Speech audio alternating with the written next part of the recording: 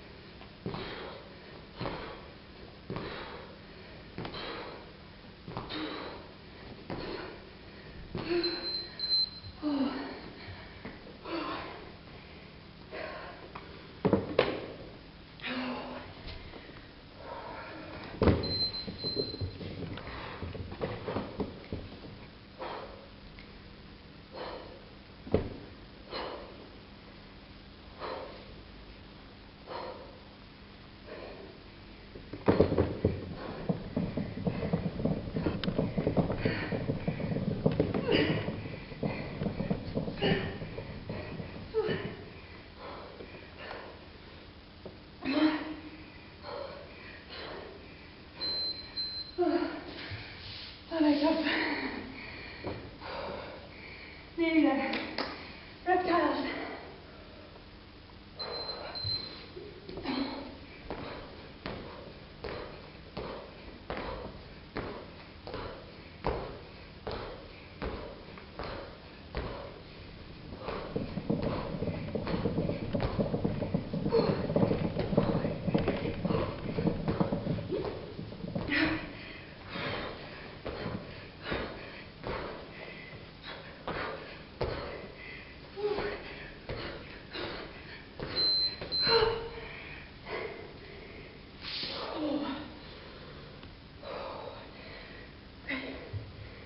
It's good to try and think about your breathing.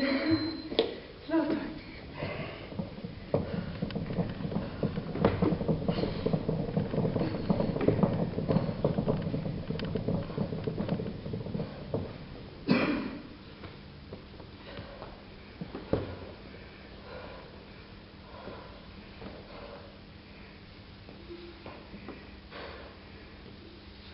Oh, shit.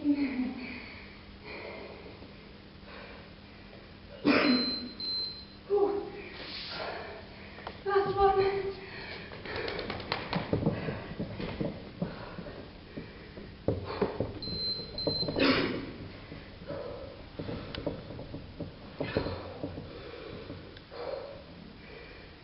Take yourself to a happy place on a beach. Don't think about the pain.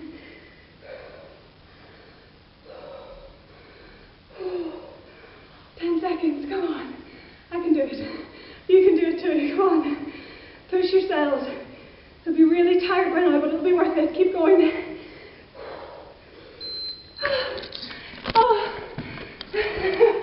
Oh.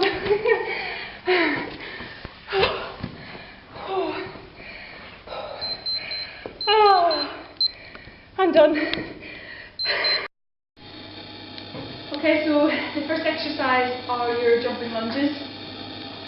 To start this, we take a split stance and take the back knee down towards the floor into your lunge position.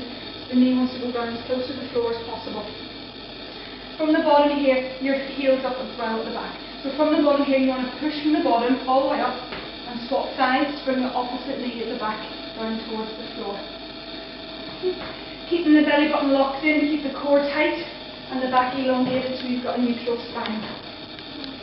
Really important that you soften the knees on that landing so the knees bend to take your body weight down. You don't want to have your knees locked, you're going to hurt your joints if you do that. So make sure your knees are soft and gently take it into your lunge position. The harder version is to make sure you push from the very bottom all the way up. Okay? Try not to come sort of to here and then do your jump and back down. You want to make it really hard for yourself to push from the bottom and sink it straight into another lunge. Okay, the easier option, if you don't want to do jumps, you don't have to, everybody's different. You can take it into your lunge position, do your lunge as far down as you can, and then simply swap legs and down. Okay? You take it to what level you need to do. Okay, second exercise are your press ups. As you see, I prefer doing my press ups on my knees rather than full press ups. If you're stronger than me and you want to do full press ups, great. Excuse me. Take your hands a little further than your shoulder width. Make sure that your shoulders are over your wrists no matter what press ups you're doing. That ensures that your body weight's in the right position, so you're going to be working your shoulders from your chest. You don't want your shoulders to be far back like this, because you're not going to work the right muscles. If you want to do full press ups, make sure you come up onto your toes, you keep your body flat. I like to do half press ups, so my body's in about 45-degree angle. Kneeling it down towards the floor and push my body weight back up again.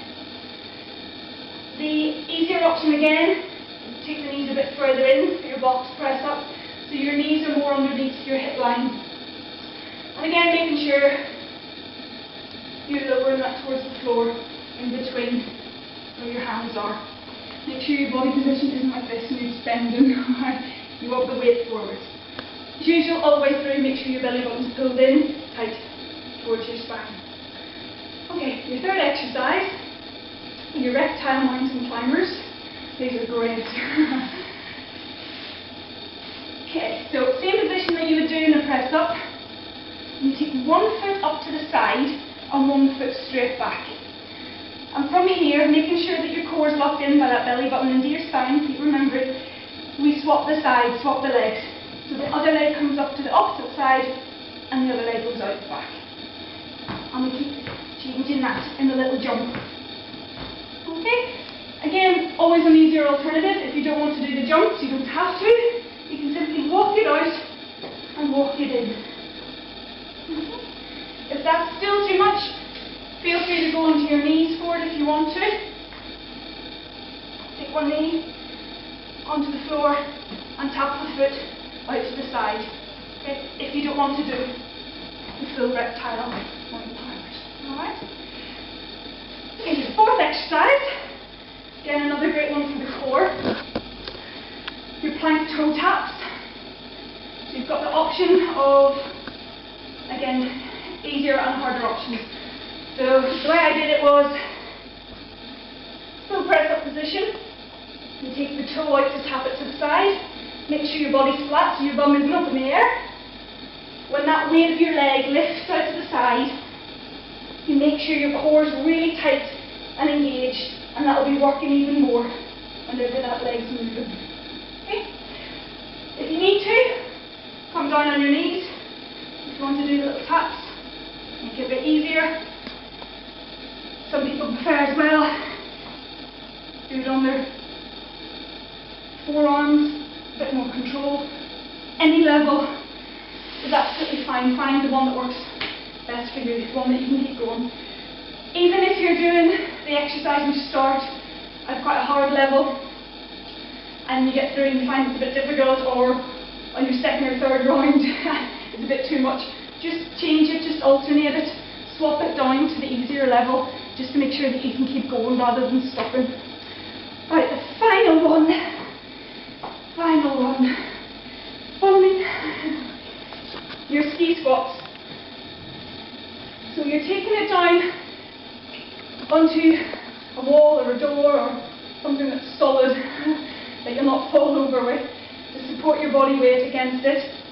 Your knees want to be in line with your hips and your knees want to be over your ankles.